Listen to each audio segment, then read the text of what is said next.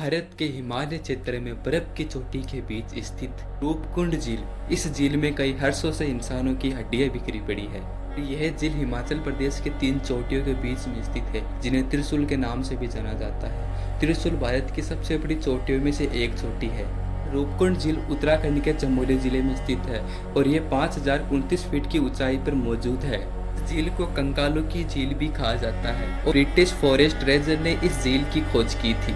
जब झील में जमी बर्फ पिघल जाती है तो इंसानों के कंकाल देखने को मिलते हैं और कभी कभार तो पूरे इंसान के कंकाल देखने को मिलते हैं। और यहाँ अब तक 600 से 800 लोगों के कंकाल पाए गए हैं। कई वर्षों तक वैज्ञानिकों ने इस झील में पड़े कंकालों का रिसर्च किया, लेकिन उनके सामने कई सवाल खड़े हुए कि ये कंकाल किसके हैं और इनकी मौत कैसे हुई और ये कहाँ से आए थे।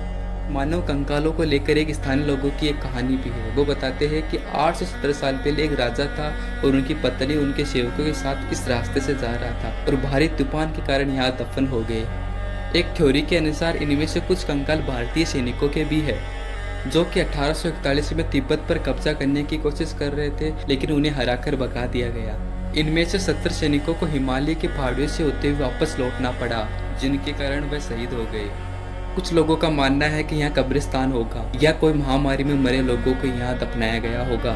इस झील में महिलाओं के भी कंकाल मौजूद है और एक बार फिर से कंकालों का अध्ययन किया गया तो पता चला कि मरने वाले लोगों की लंबाई अधिक थी और उनका स्वास्थ्य एकदम ठीक था, जिनकी आयु 35 से 40 के बीच मानी जाती है। और रिसर्च के अनुसार कंकाल 1200 साल पुराने बताए गए हैं, यानी 1841 में जो सैनिकों की मृत्यु हुई थी उनके भी कंकाल नहीं है। यानी किसके कंकाल है? शायद स्थानीय लोगों के अनुसार जो कहानी बताई गई है उनके कंकाल होंगे।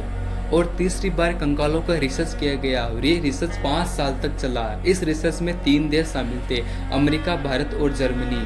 और इस रिसर्च में पता चला कि जो मरने वाले लोग हैं उनमें 100 साल का अंतर है, यानी कोई 100 साल पहले मरा है या 100 साल बाद में मरा है, ये चीजों का अंतर है। लेकिन इस बात का स्पष्ट हो गया कि स्थानीय लोगों की जो कहानी थे वे लोग भी ये नहीं है, यानी ये लोग कौन है।